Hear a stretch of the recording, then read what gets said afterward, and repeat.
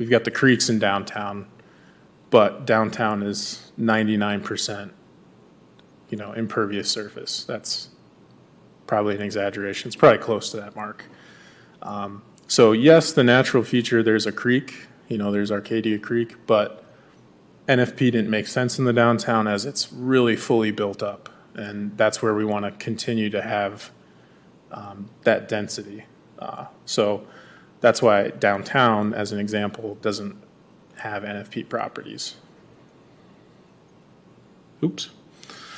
And then I like to use this. It's a nice contrast to just show how many parcels were added in phase 2. So phase 1 is the green.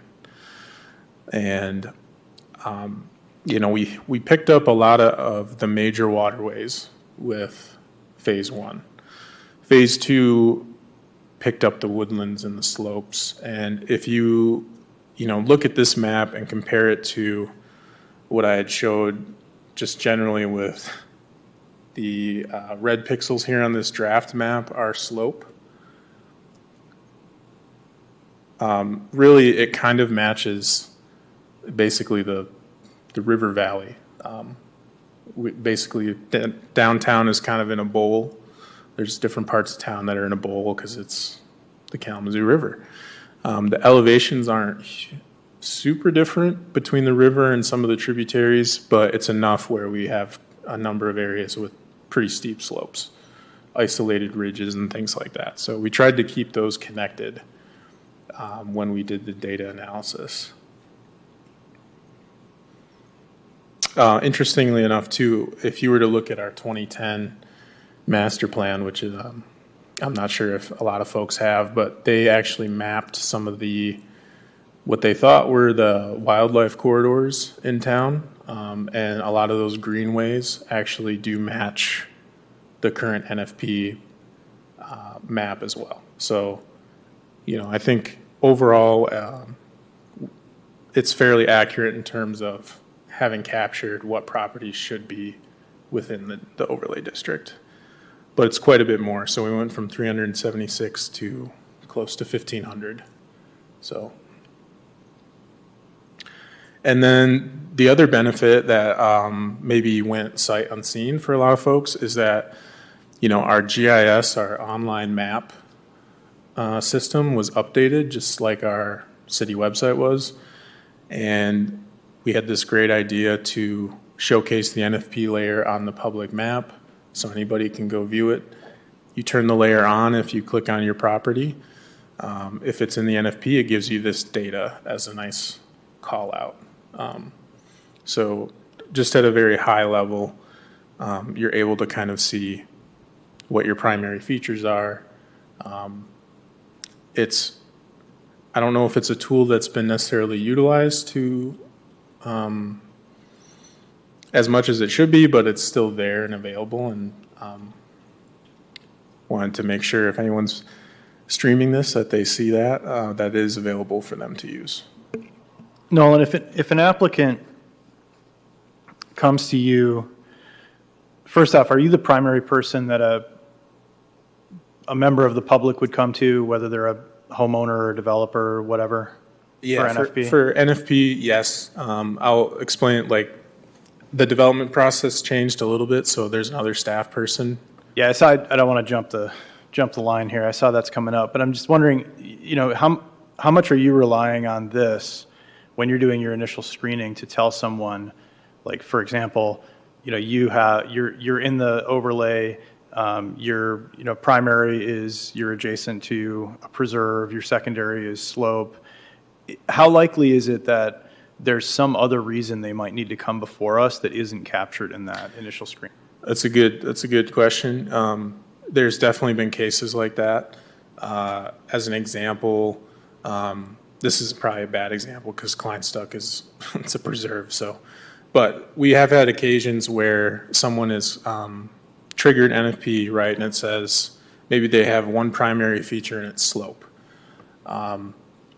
And we meet with them, we talk to them a little bit about the scope of their work, and we bring up the woodland or protected tree standards because we notice either they've done some preliminary work or they're working with a firm that's done some like topography works, and has kind of looked at the site.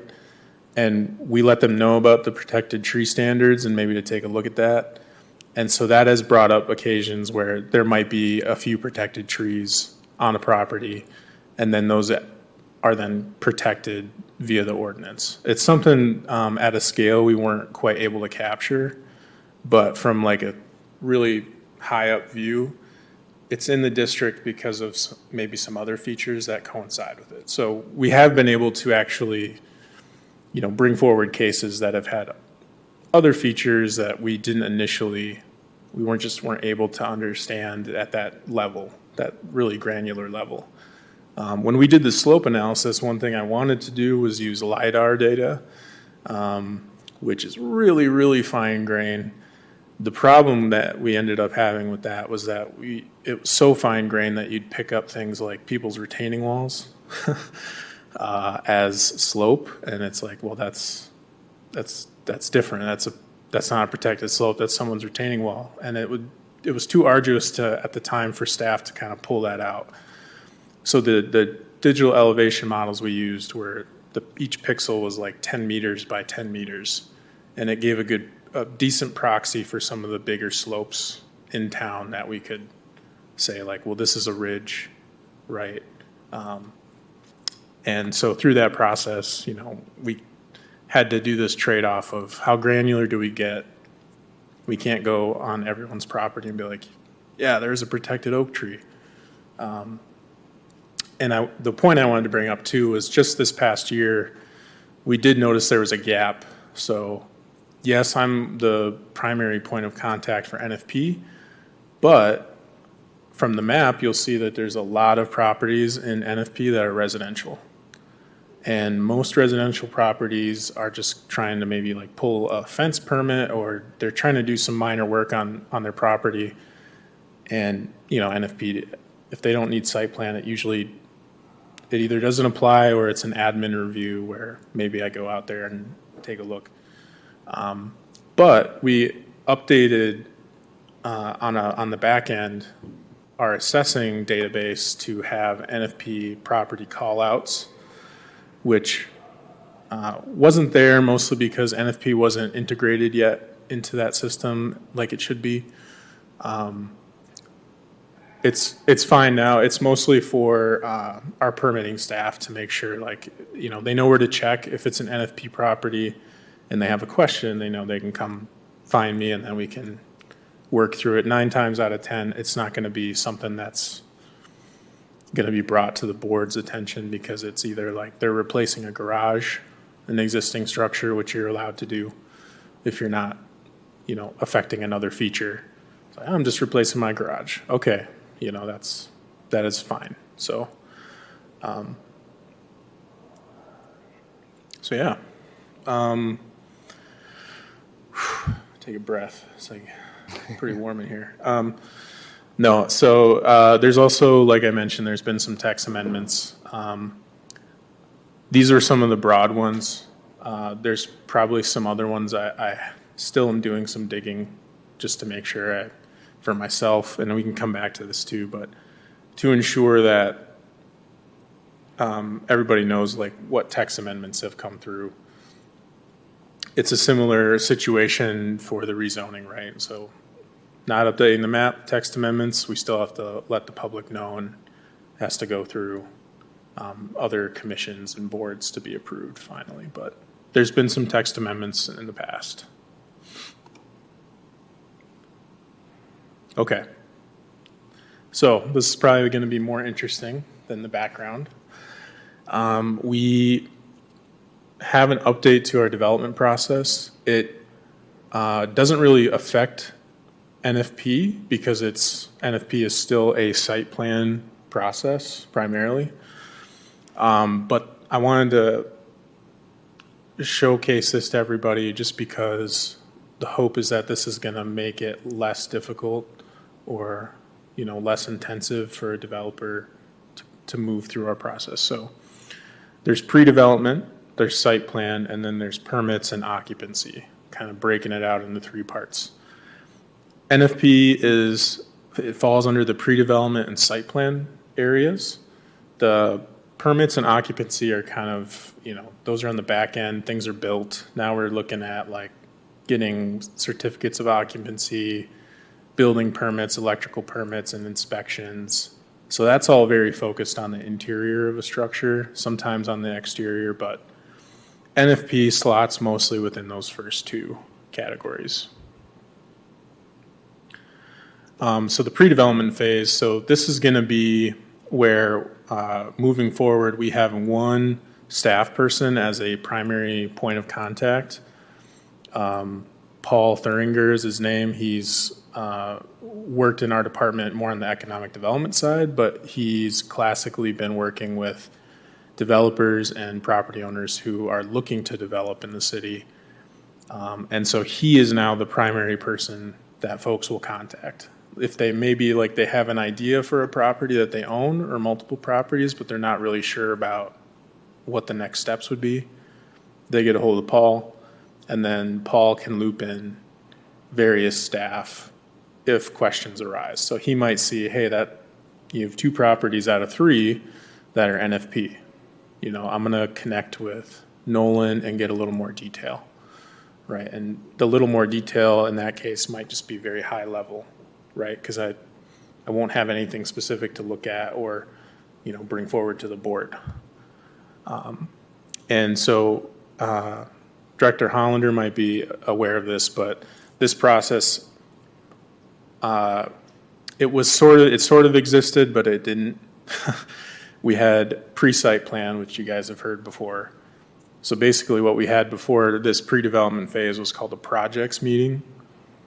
Then we would have pre-site plan. Then we would have site plan. And if you were to do a variance process, you would be slotted in between pre-site plan, site plan. It's all riveting, right? But basically that process led to situations where there were quite a number of revisions, or maybe site plan review committee member wasn't available at a meeting and didn't give the right code or something for a project, and then we'd run into a situation where basically all these dominoes are lined up, and then the one hiccup is like maybe one comment that can all just kind of lean back on the other dominoes, and that one of those dominoes being NFP, maybe a stormwater requirement changes the effect on a natural feature because they've got to move a utility line or something like that. So those are the types of things that we want to be able to work out way ahead of time to ensure that the development process is smooth and that people aren't seeing it as a barrier. And I can tell you it's not classically been a barrier, but this has been something that's been in the works for a while. So it is kind of exciting to kind of bring it to the board. So how's it different? Well, it's different because now we have that dedicated staff person to that process, right? Which should help free up capacity for other staff. And then we've also streamlined the communications a bit. We've had a number of different city emails out there that cause confusion, right? We used to have this development, we had multiple development at kalamazooCity.org type email addresses. And if you hit the old one, right, you might get lost a little bit. It's one of the reasons, too, why we have our 311 system, because it's a nice way to get people to where they need to be more efficiently. So now PJ or Paul is the point person and can walk them through that pre-development phase. Yeah. Yeah, can you, yep. I was just curious if landscape and NFP requirements are reviewed during that stage, and if it's verified that the plant material and the plant list matches what was proposed before occupancy is permitted, or if there's any kind of checks and balances. But sometimes, if we're honest, the landscape doesn't necessarily go in the way it was proposed, because of whatever. But in some cases, that could be a big problem for NFP. So. Yeah, so we have one zoning administrator who will conduct those types of site visits. Early when I started at the city full-time, I did attend one site visit that was focused on the landscaping, and it involved NFP. That was the 500 Golden Drive project. Some of you might remember that. That was kind of a big, multi-complex, lots of different units, lots of different landscaping. And yeah, so I mean, we, at that time, were bringing the plans, the approved site plans out to verify on the ground where certain things were planted. I haven't been on one recently, but for that type of review, it's usually our zoning administrator. And if he has any questions related to NFP, he comes and finds me. So, it's something to maybe I can get more information on, come back, just to verify. Because, right, at the city, we don't have ecologists or biologists or those types of folks on staff. Because it can be a little nuanced, right? Plant identification is a whole career choice, so that's why I was curious. Yeah. I mean, the other thing, other than just the choice, is like, are they alive? I've seen some too, where it's like, I'm sure maybe the development finished in July or something like that, and they planted some ball and burlap trees, and if there was no follow-up with the landscaping contractor, doesn't affect the way that they do their business inside the building or whatever, but I've seen that too. Yeah. And it's one of those things, even as an example, the city, when we contract with folks, sometimes that we run into issues in a very similar way. So when we redid Stadium Drive, and we had that wonderful center median that had trees, and yeah, those, we have one city forester and a couple of his crew, and the folks that were contracted to manage that area didn't do it to a standard that was acceptable. And so we ran into some issues with plants dying off. And so I can attest to the fact that it's tricky, and the capacity of the city sometimes is such that it might cause issues. But I haven't, there hasn't been any situations necessarily where the landscaping has caused such a big issue maintenance-wise, especially with the bigger projects.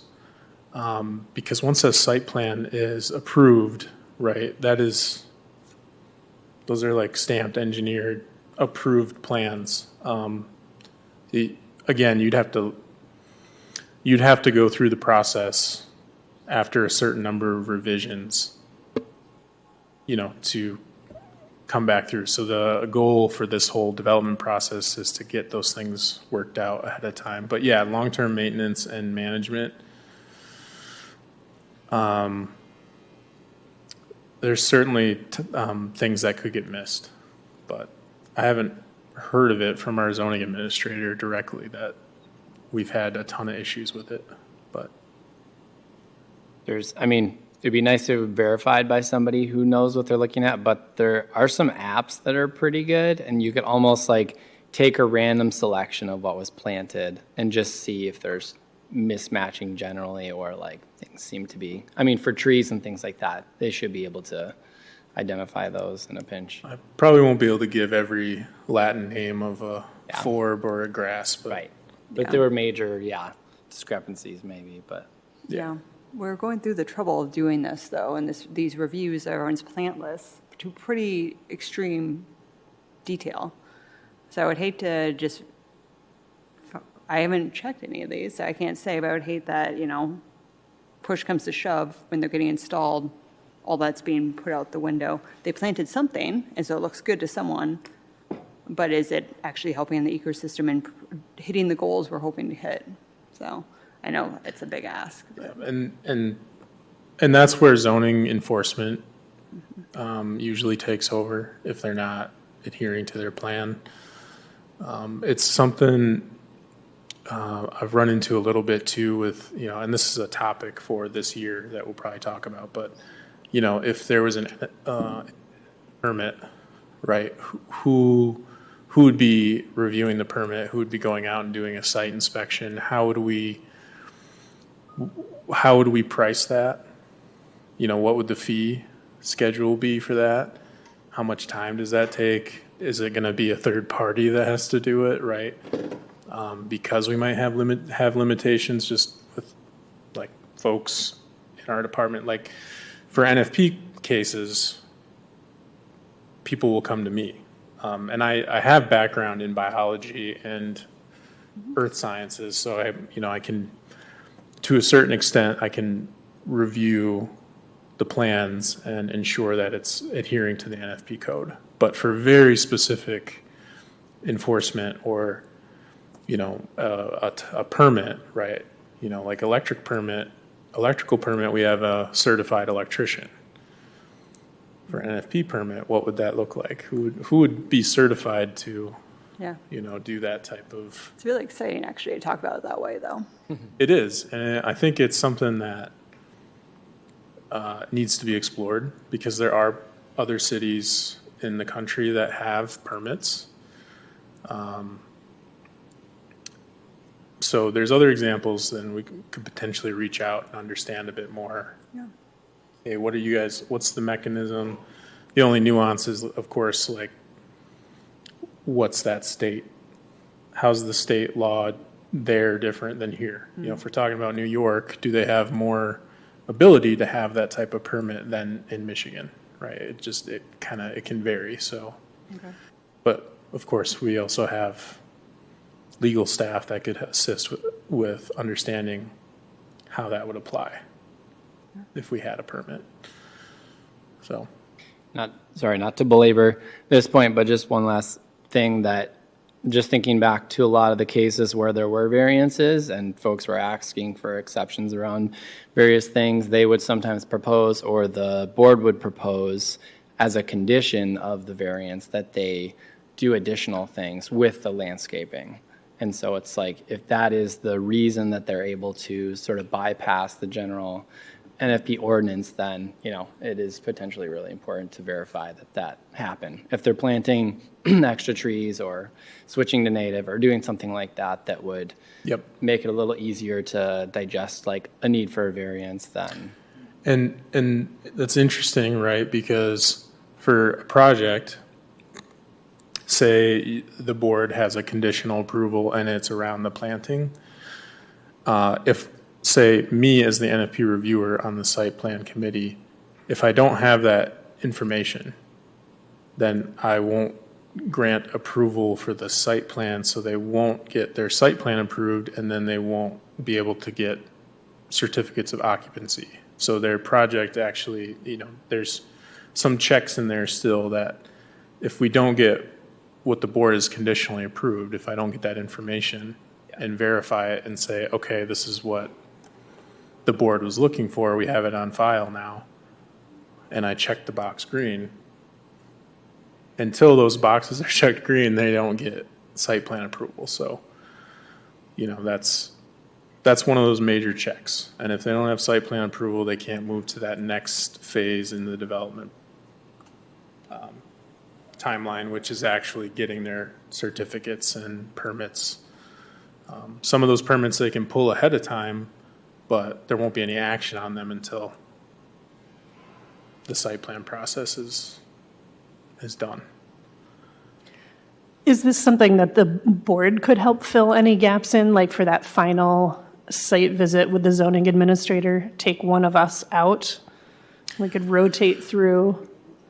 I know, I'm not like, I don't know if I want to volunteer. I just wanted to bring it up. I don't know that it would be for all the projects, but maybe just the ones that were landscape heavy that had applied for variances. And I just wanted to throw it out. That's something I can ask about. I hadn't thought about that. So, kudos to folks who would want to volunteer to do something like that. But I also don't know, if that's acceptable or not. So I'd have to ask a little from the zoning administrator's perspective and maybe the attorney's office.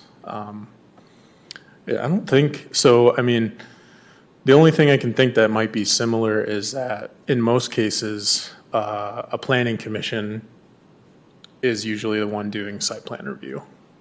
It's not the case for us because it's delegated to the staff site plan review committee. But, you know, there are, in other places, they'll have the planning commissioners that do this site plan approval process. They're the ones that are reviewing the projects.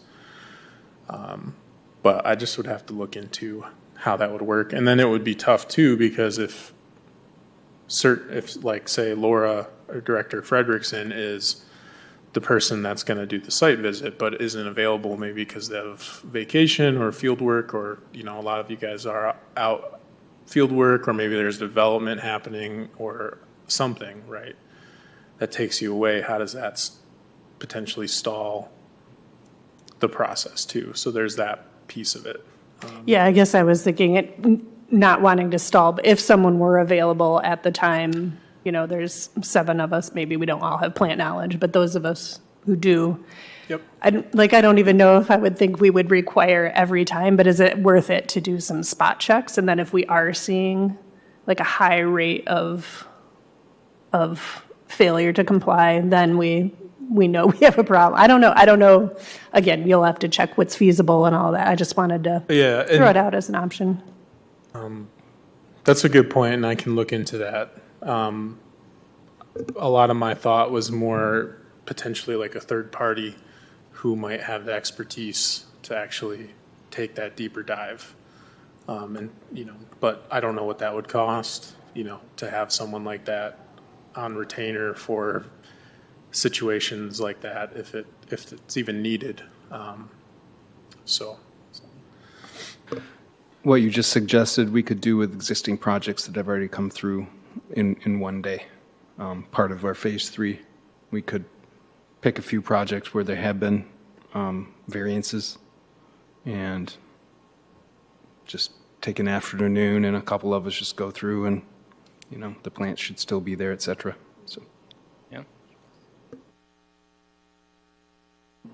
I would want to see us take a balanced approach of code enforcement and support in this. I mean, the kind of framing of this conversation right now is more around people who are not complying, but there's a lot of other stuff that happens along the way, and somebody who is complying and having trouble because they're trying to change what they're doing can use support and follow up. Yeah. And there are also a lot of issues, you know, especially with new construction relating to factors that are largely outside of people's control. You know, we don't require irrigation systems, but we do require natives. And anybody who's done a major native installation at a commercial level project before understands that you're going to need to irrigate for the first 2 years. You're going to have to at least have the capacity to, unless you're lucky enough that you get enough rainfall or whatever. And after that, it's established. But there's this narrative that if you put them in, you don't need irrigation because they're suitable for this habitat and they're going to take care of themselves. But we all know that you need to establish them before that can happen. And some of that stuff gets lost in translation. And then I think about our projects sometimes, especially if it's like plantings in the right-of-way, you can do a project and have a bunch of stuff in the right-of-way, and then there can be a road project the next year that wipes it all out. And so I think we just need to be sensitive to the realities of those situations for people who are trying to do the right thing, while also, you know, going after people who are blatantly just telling us they're going to do one thing and not do it. Right. That's a good point. Yep.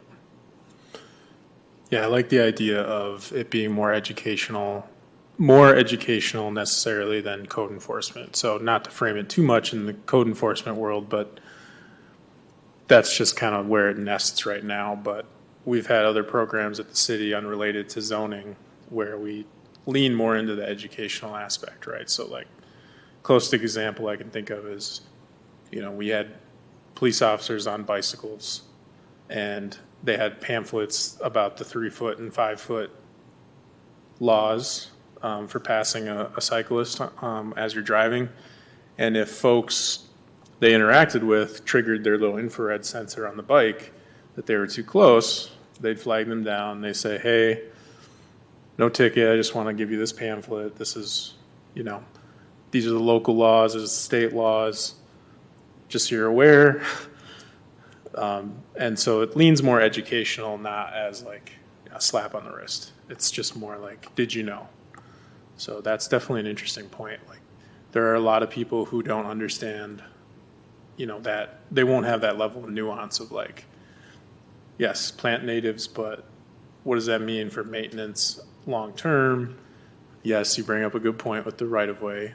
We definitely have issues where things get planted and then ripped up soon after. So yeah, I like the idea of pursuing, and that's part of phase 3 potentially, like Director Bassett also mentioned. So, okay, so next step, right? This is the classic next step. This is what we would have called pre-site plan. It's now renamed as the checklist meeting. And what makes it different, it's designed around projects that they're not like, oh, I have these really great ideas about what I could do with this site. This is a little more concrete. So now we're talking about, there's a specific scope. It's very clear what they want to do. Plans aren't required, but the actual project itself is essentially mapped out. Like it's more serious at this point. And there's more of a focus on this being a two-way conversation with staff, and it's more code focused. So we have a new document, and this is kind of a snippet, right, of stormwater requirements. But the applicant checks like, these are the focus areas for the project. These are some areas maybe I'm not sure about. And then staff will provide those code references ahead of time. And then the checklist meeting will be a chance for the applicants to ask lots of questions. And then basically at the end of that week, our site planner will send this document to them. They'll have something to work off of instead of a summary email like we've classically done. This is actually a document they'll receive, some type of deliverable with the codes referenced, where they need to go. And we'll work with them on mitigating some of the conflict points. So that's where I was mentioning earlier, like we've got that domino effect. One thing kind of affects the other thing, sometimes positively, sometimes not. This is supposed to really line things up so we don't have that conflict as much. Because when we're talking about a big project, right, it can get tricky with all the moving pieces. If you're storing chemicals on site, if you're doing site regrading, if you're trying to look at an existing utility, maybe it goes through a really steep slope and, you want access to that, the city wants access to that utility. And, there's all these things that pop up, and it's really hard sometimes for maybe a new developer or someone who, is just starting out to get into this process with the city. This is meant to make it easier. There's a lot of seasoned developer firms or, people who've done this a lot, who this might just be, a little more streamlined than before. They might know where to go already for some of the codes, but the two-way street part is just applicants get more on board and city staff have a clear focus. So, stormwater reviewers and public services, they'll focus on this area, right? They'll provide their codes and the checklist. That'll be given to the applicant, and then they will move forward in the process. I'm trying to think of what sorts of third-party reports this board might request of an applicant besides a tree survey. That's the only one that I've ever had to do in the context of NFP. What else have we asked for? And at what point in the process are people being told definitively by you or by another staff person that, like, you're going to need this, get started, or else it's going to delay your process? Yeah, one of the bigger ones that gets overlooked a little bit is the rare species review. That's one where usually from the get-go, I say, you don't need to wait on anybody on the city side for that. Just work with the MSU extension, get that going right away, because some of you might know, if we get into the summer, spring, summer, those are also biologists who are not always at the desk. That request might come in, but there might be 50 others. So the sooner you get it in, the better. Then you can get that back. We do there's the woodland assessments. Sometimes we'll get a arborist's woodland management plan as a deliverable document. That's a little more special case. And then the only other one I can think of at this time is, doing like some type of topographic analysis for a site, which is usually included in a base plan set when we start talking to a developer. So it's usually just a given that we have that document. The only other documents that we would need to maybe have on file are going to be more tied with maybe state or federal requirements. So like the NREPA documentation, wetland permits, and that's stuff that I'm hoping the guide can help a lot with. There's actually, I wanted to include a figure in the guide that showed all of the potential eagle permits based on the situation. They have a graphic that's actually kind of nice, kind of helps you understand, like, oh, I'm in a wetland, okay, I need this permit. Because when it's just permit number 321, you're like, the normal person is like, I don't know what that is, I don't know where to go for that. But yeah, I think those are some of the main ones. Planting list, but that's usually also a zoning requirement. So there's some deliverables that are a part of just a basic package that we'll get if it's a plan set. There's some that are a little more specialized, like maybe an arborist report. Do you ever ask for wetland delineation, or is that triggered through Eagle? It's usually covered with Eagle to do, like, for their wetland permit. I didn't know what the threshold is for requiring permits. If maybe you guys probably know, if they are anywhere near it, kind of thing. Is it pretty I think you can extreme? You can start with the National Wetlands Inventory Map. Mm-hmm.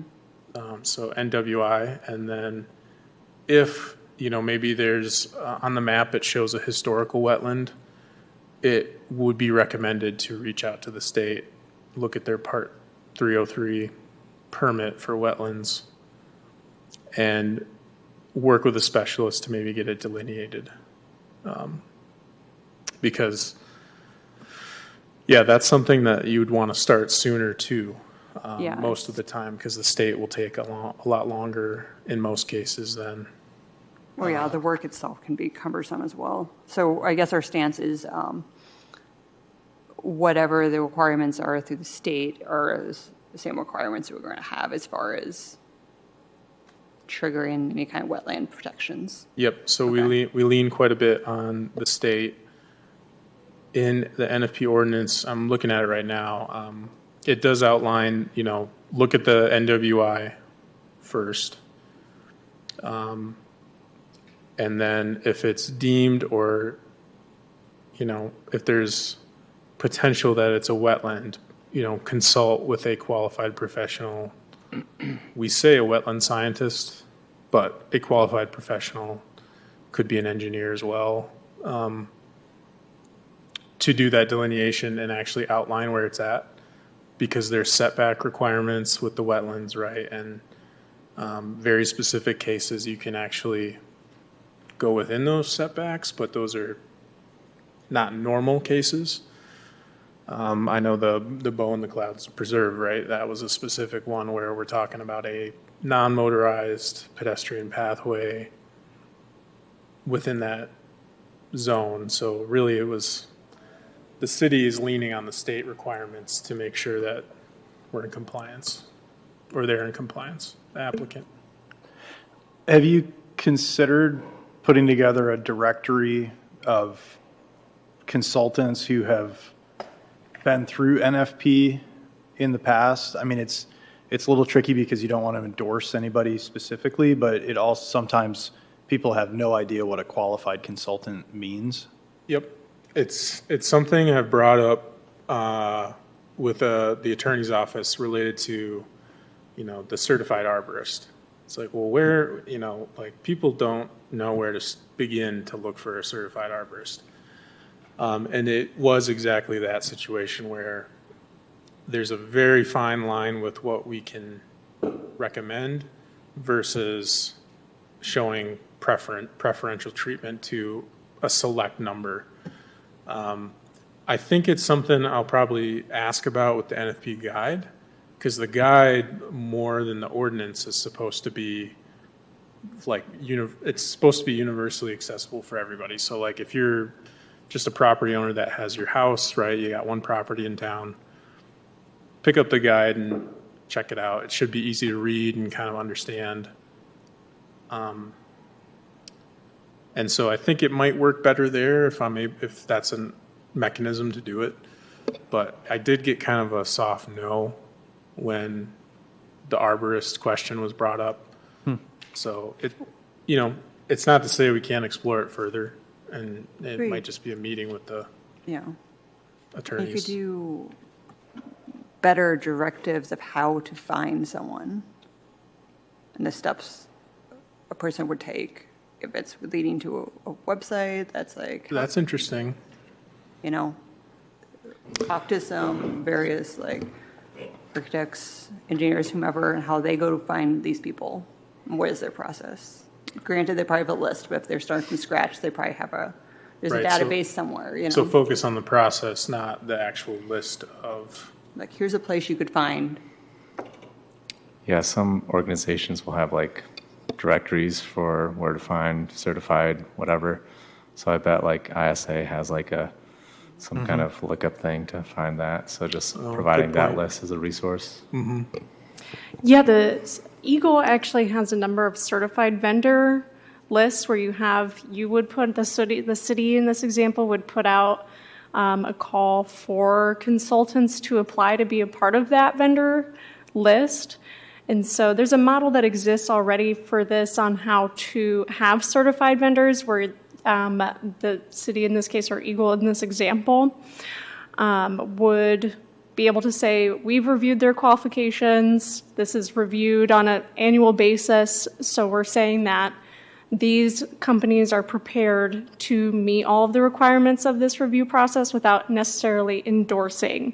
So it's not saying you're kind of stuck with these options and stuck with their pricing consequentially, but you're likely to encounter an easier time with this process if you select one of the certified vendors. Okay. Yeah, it reminds me a little bit of the Michigan Saves website, which it's kind of just, you bring people to the watering hole and then you let them go, right? Like, so basically it sounds very similar. It probably is an Eagle run program too, but Mishta Yeah. does the same thing. Yeah, that would be the main example I would look for. And that's a very short list of vendors. I think there's maybe somewhere between 5 and 15 certified vendors for that, because there's so many specific requirements of what they need to be qualified to do.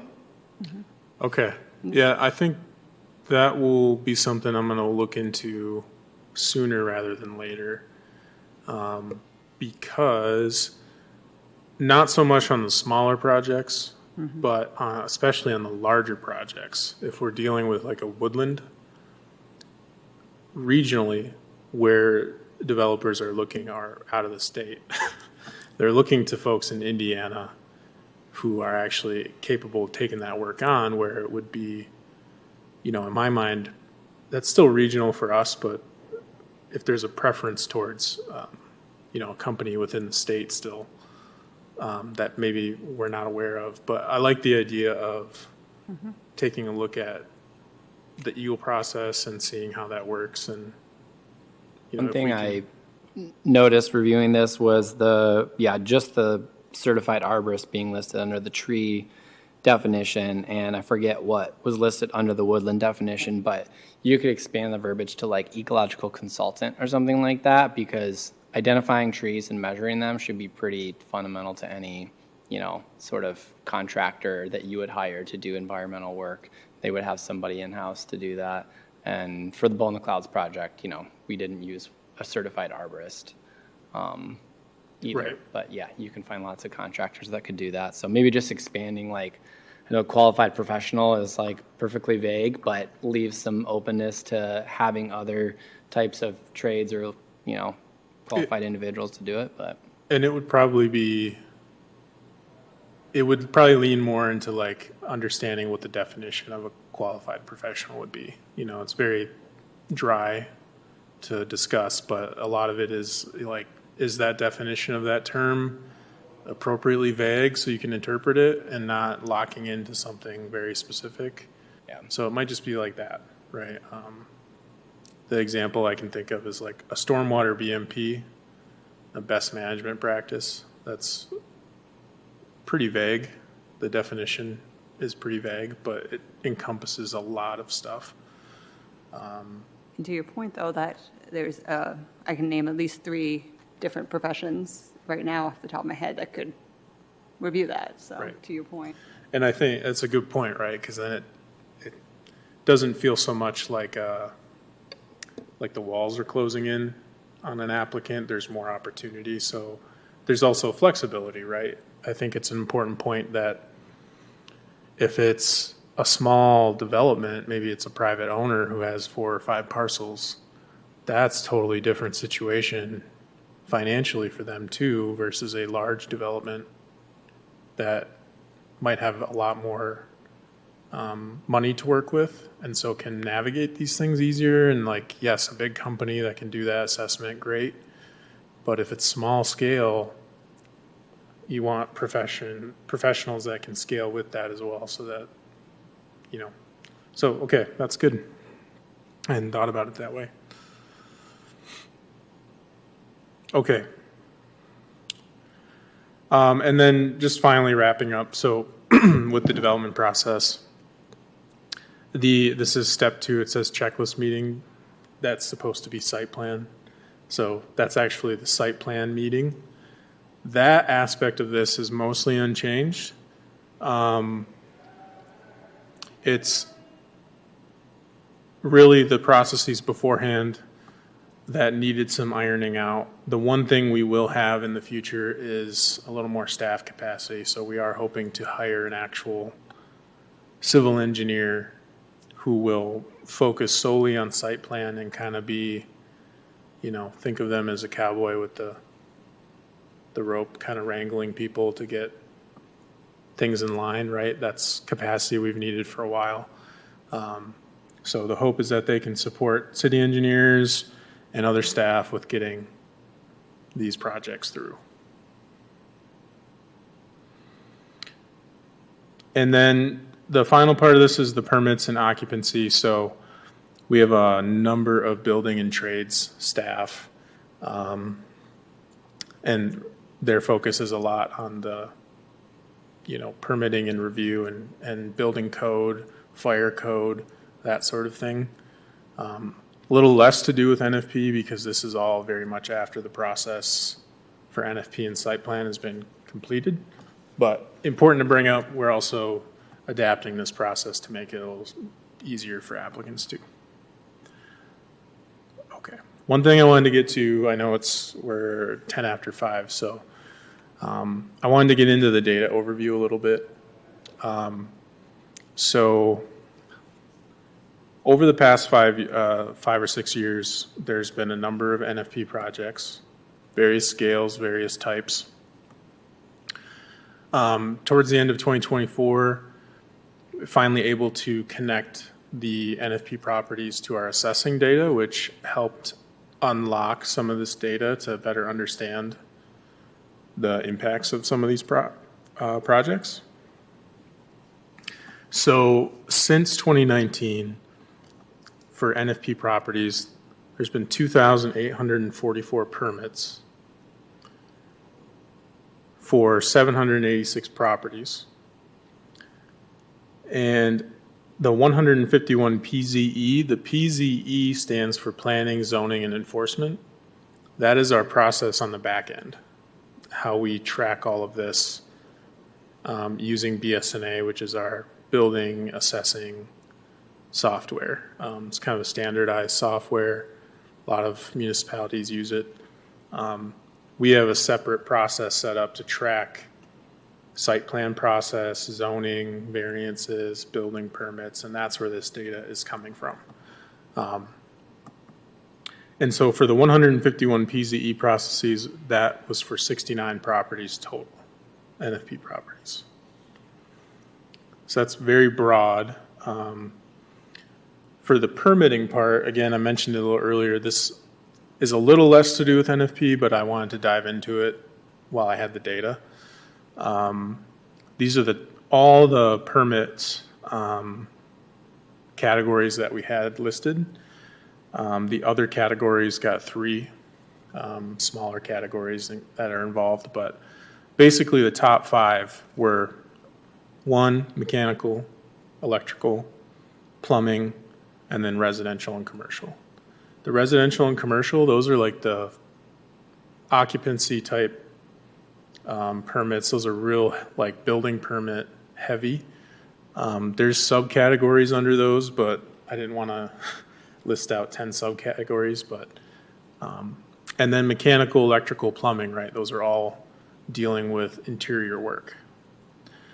Now the interesting part is I drilled down a little bit further with the permitting. There were some minor trends. Again, I haven't had a chance to take as deep a dive with the data, so I'll be interested to, by the next meeting, if you guys have a chance to review some of this a bit more, if there's any other trends that I might have missed. But the one thing I thought was interesting, in 2019, we had 41 commercial permits, and then those really dipped down during the COVID years, and they've kind of rebounded a little bit. So we had 40 commercial permits in 2024. So interesting trend that we've rebounded a little bit. I wanted to highlight the soil erosion permit as well, because that's the one that interacts with NFP probably the most. You'll notice that it really only shows for 2022 and 2024. And prior to the NFP properties being identified in BSNA, I don't know how well our building and trades folks were connected to the NFP process. We had our soil erosion control permitting staff. He was aware of NFP and kind of understood the requirements, but there may have been a gap where in some of those other years, 2019, 2020, maybe because NFP properties weren't in our assessing system yet, where there might have been work that could have happened without the technician knowing. Our staff can't be everywhere at once too, so there is some nuance to the permitting side and enforcement. If someone rebuilds their fence, as an example, we might not know. They might have needed a permit, but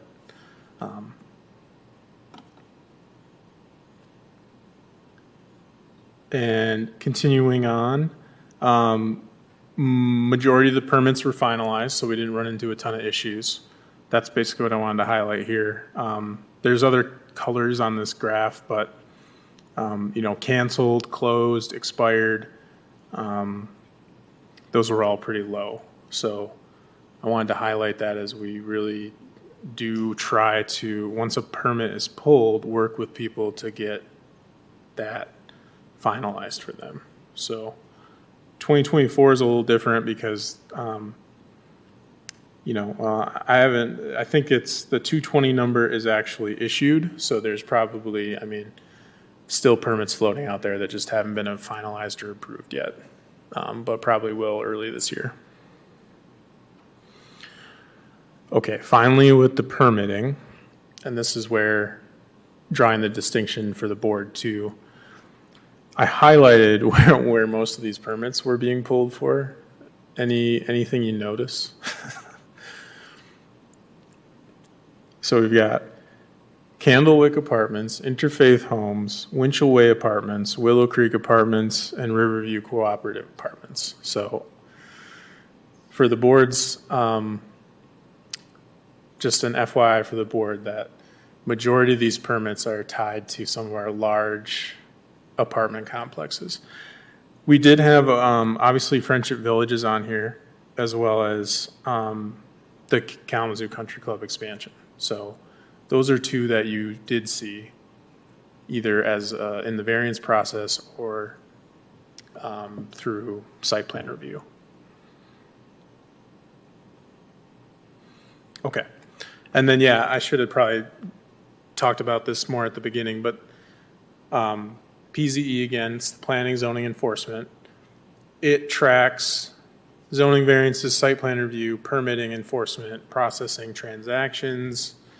57% of the PZE processes since 2019 have been on the phase 2 parcels. So a little bit over 2-to-1 ratio. We've had some big phase 1 properties come through, but and then this screenshot is just showing what that online view is like. So if you actually went to the city's GIS, the web map, you could click on a property and then open BSNA. So this is public record. And then you could go look at taxes and the size of the property and what it's zoned. And you can actually look at if there's a PZE process open as well. So I know some people might use this every day, but it's again, it's one of those resources that's out there, but I don't know if a lot of people know that it's there. Okay.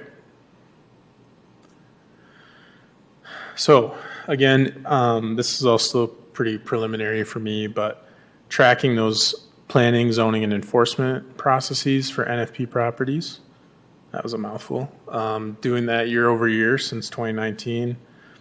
The caveat being that there's a portion of 2019 where the ordinance didn't technically exist. So there was some processes going on that it would have been NFP property, but ordinance wasn't finalized or voted on yet. So, but by far, it picked up quite a bit the past couple of years. There was, again, some like initial projects that came through in 2019, 2020. It dipped a little bit and then it rebounded. So, but it has stayed fairly consistent. And then breaking it down a little bit further, so there's lots of levels to this, showing which site plans, so which site plans were approved and either withdrawn or are currently under review by the year. So again, the caveat being 2019, there's some projects that were approved probably before NFP was adopted. But again, we've kind of stayed fairly consistent year over year with the number of projects that are coming through, at least through the site plan review process.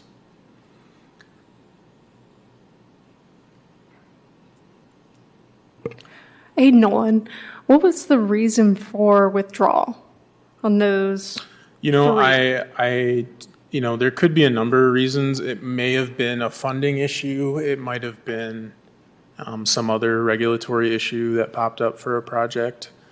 I didn't look at specifically why it was withdrawn, but there could be a number of reasons why. Do you know generally if that's they terminated the entire project or just avoided parcels that NFP I don't think it was. lies to? I don't think it was directly an NFP related item. I could look. Okay. More often than not, it's an issue that pops up with funding for a particular development. That, or it might just be timing. So, I could look into it for those withdrawals and see, but Yeah, I'd really only be curious or withdrawn for NFP reasons. yeah. Yeah. Yeah, normally, well, actually, I don't think we've had an NFP case thus far that has been withdrawn or there's been such an issue with the overlay district that they haven't been able to proceed. It's, like I said, normally it ends up being that timing, either a timing factor or the funding falls through or something very similar. There are actually some projects, you'll notice there's an under review category. There's some projects that start that process, the site plan process, and stall out for a little bit and then come back. Sometimes they're under review for a while if there's multiple revisions until they finally get site plan review approval. The nuance of that category, though, is something I'd have to look into a little more specifically. Okay, thank you. Yeah.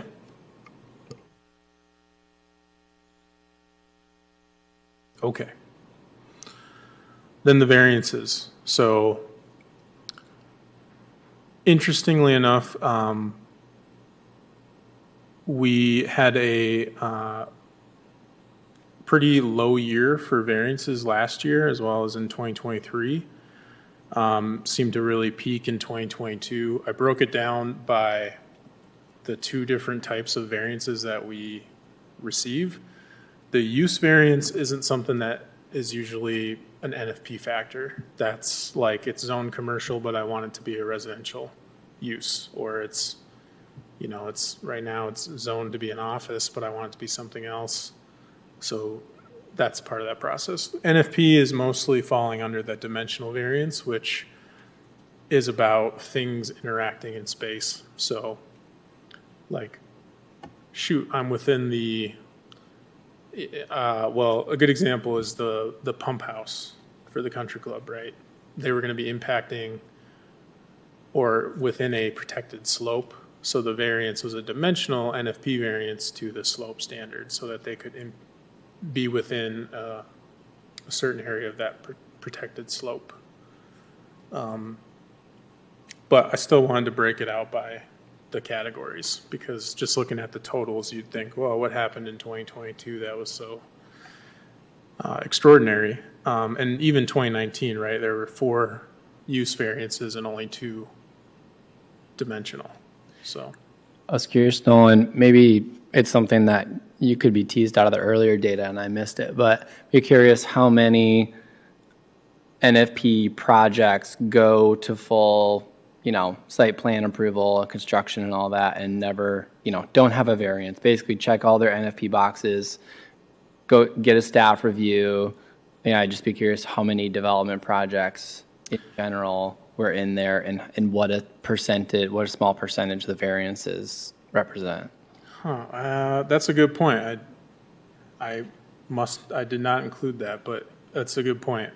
I imagine it's like a scale of 10 or like, I don't know, right. 5 or 10, something.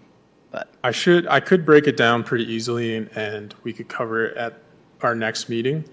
Because I have, basically what I didn't explain was, right, we started with 151 planning, zoning, enforcement processes. The ones that NFP I was really concerned with are the site plan ones, because I had to break all these out into categories, right? Some of the planning, zoning, enforcement processes we have are just someone asking for a zoning compliance letter. And all that is like staff, the zoning administrator writes up a little summary, sends it out to them. Like, this is what the property is zoned as, this is, X, Y, Z. That obviously isn't a process that NFP is a part of. That's just something we track on the back end. So I wanted to break it down by the stuff that you guys will actually see, which are the variances and the site plan. If they made it all the way to site plan without any snags or anything, would that be one PZE process? Or are there multiple embedded in like a single project like that? Yep, so the PZE process it'll be, in the past, pre-site plan would have one, right? And then site plan would have one. Okay.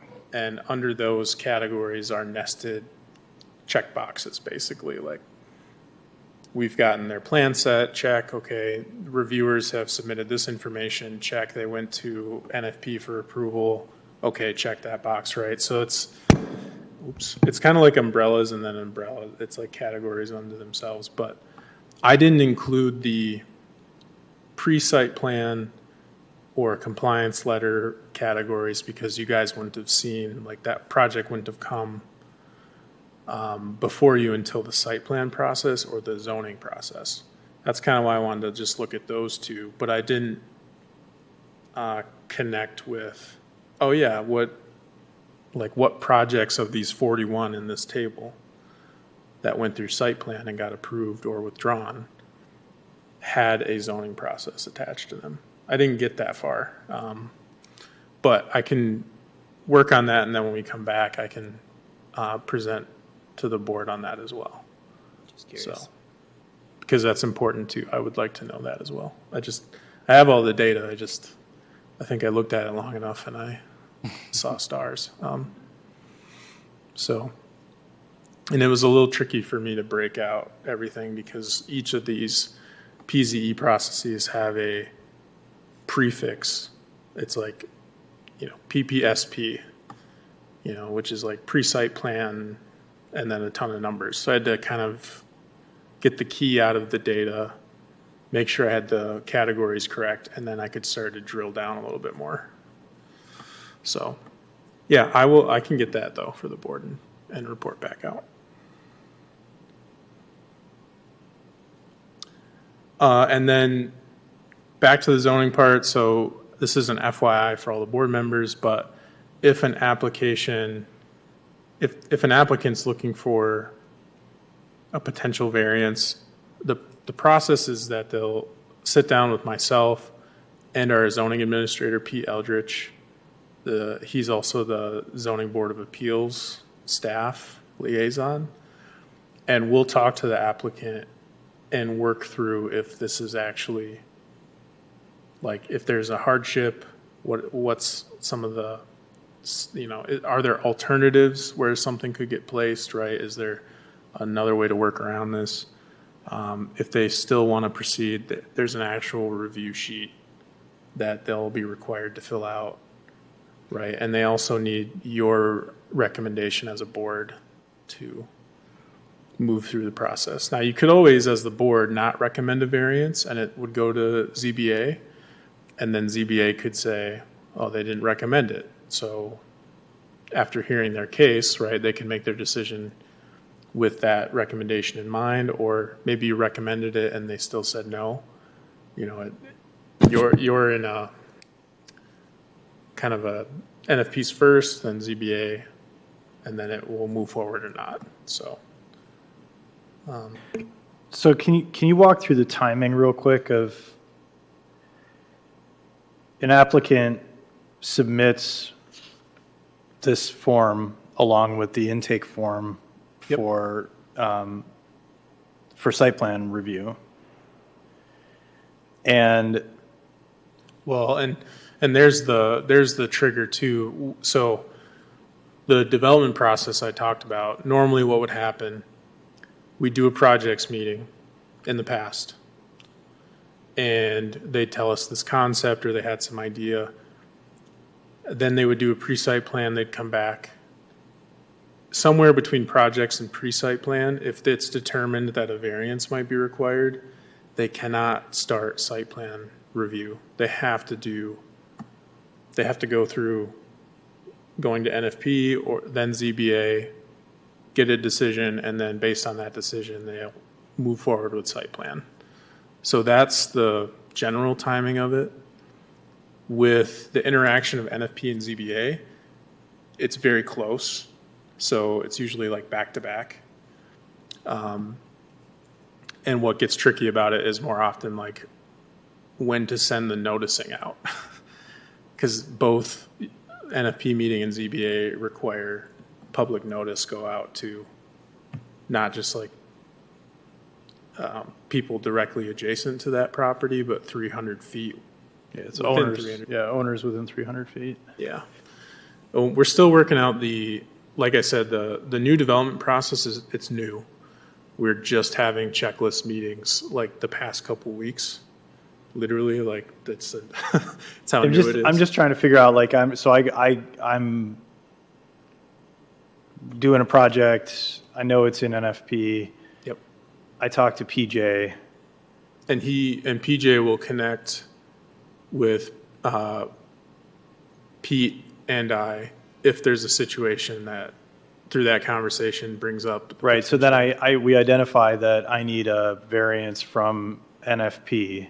Yep. And then as the applicant, do I come before this board at that point? Yep. So Pete and I will sit down, provide the documentation they need and the timeline, and then they'll come to NFP first. After 30-day noticing. Is it 30 days? No, it's not 30 days. It's for NFP. I think it's. Isn't it 14? I think it's 14. I think it's in the draft. So there's 2 weeks after that conversation. If they get their material in, then yes, they have 2 weeks have to before time it with the this, and then ZBA is right after It's the following month. the following month. So you've got about an 8-week process there before you get through ZBA, Yep. and then you're starting the site plan You would start review process site at plan that review. point, which is going to take another maybe 30 days if you have all your stuff together.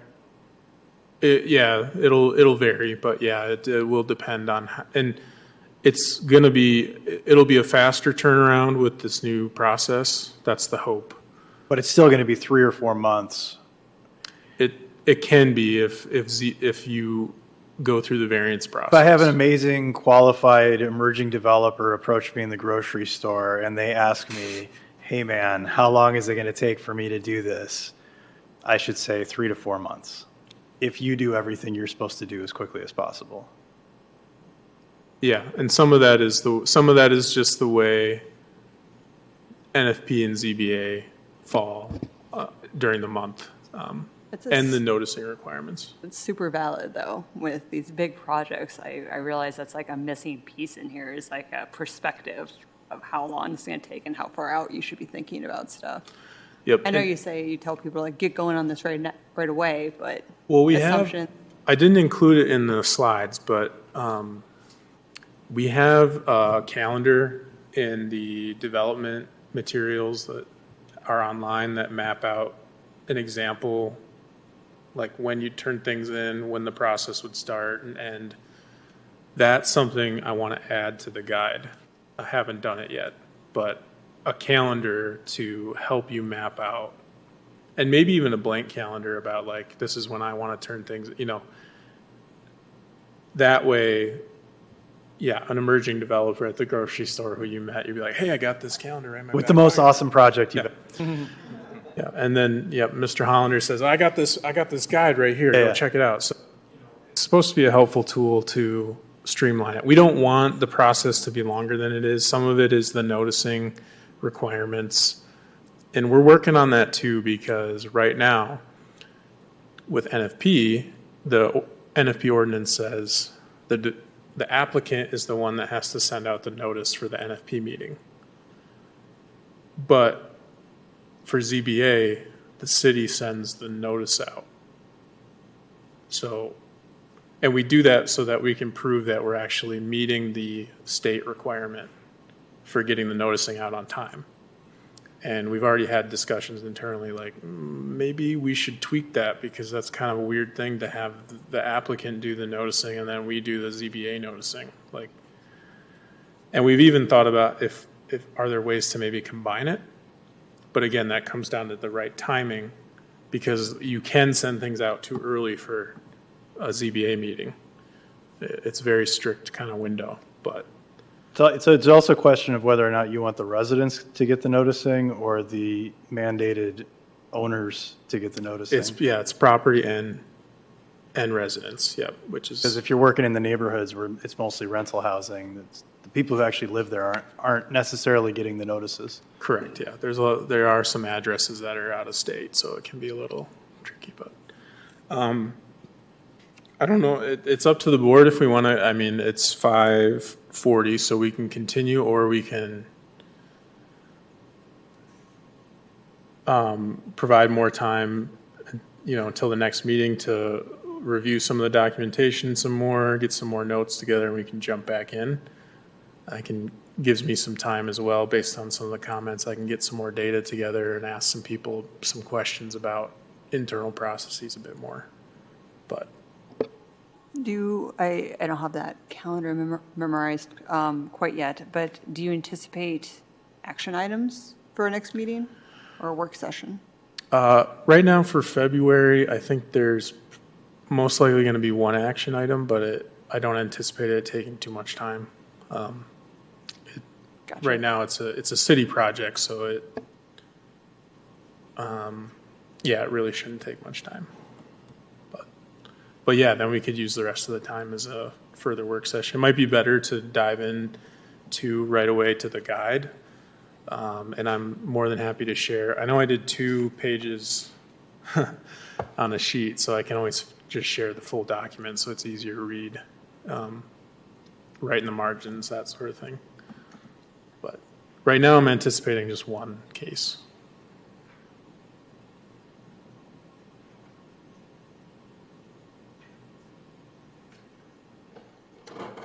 Seems like a good jumping off point Okay. for the evening. Yes.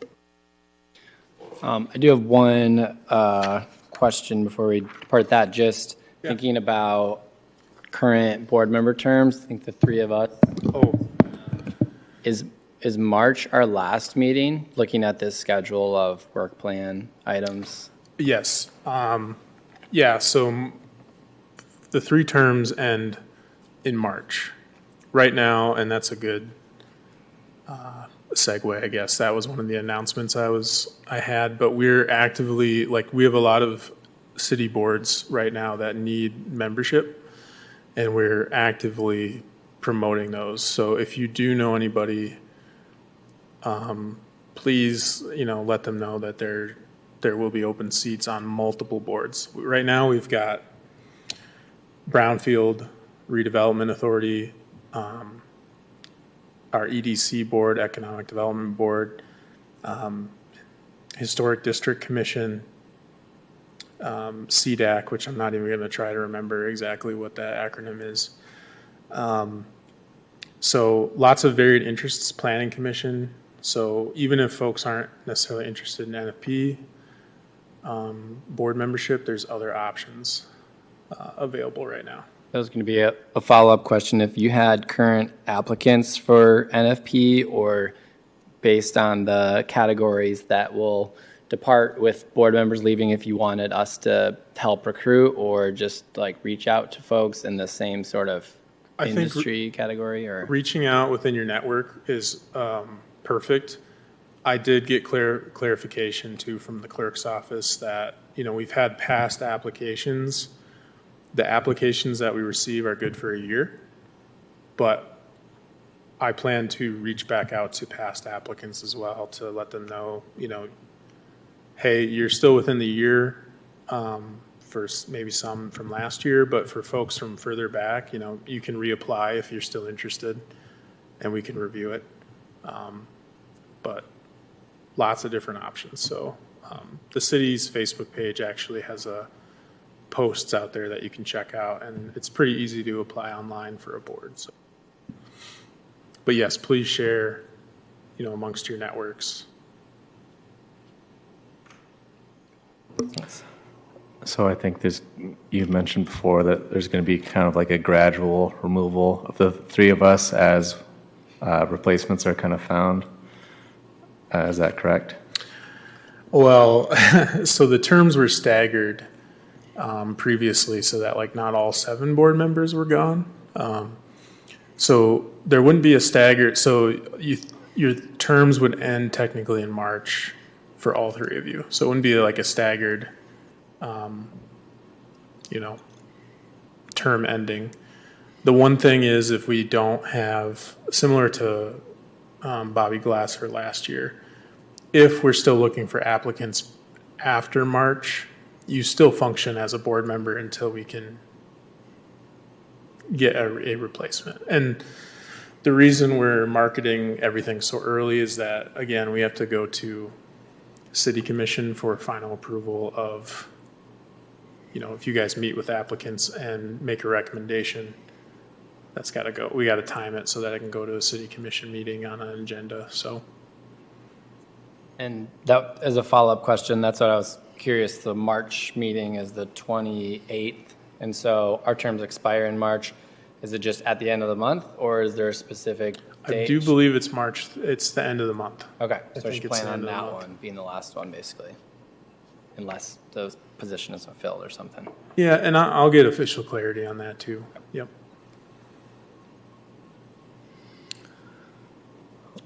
All right, great. So yeah, we'll circle back to the NFP guide and overview next time around. Is that all for communications and announcements, Nolan? Yes. The only other thing I had was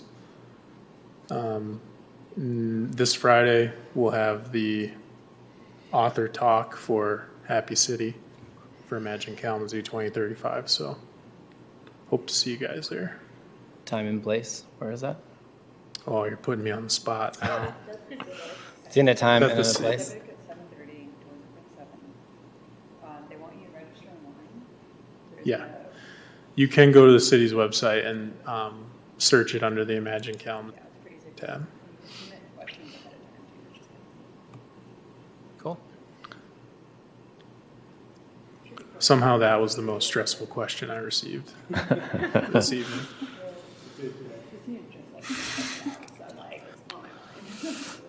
All right. Is there any communications or announcements from the board members? Hearing none. Adjourned. Oh, The kazoo. It's got to be sanitary.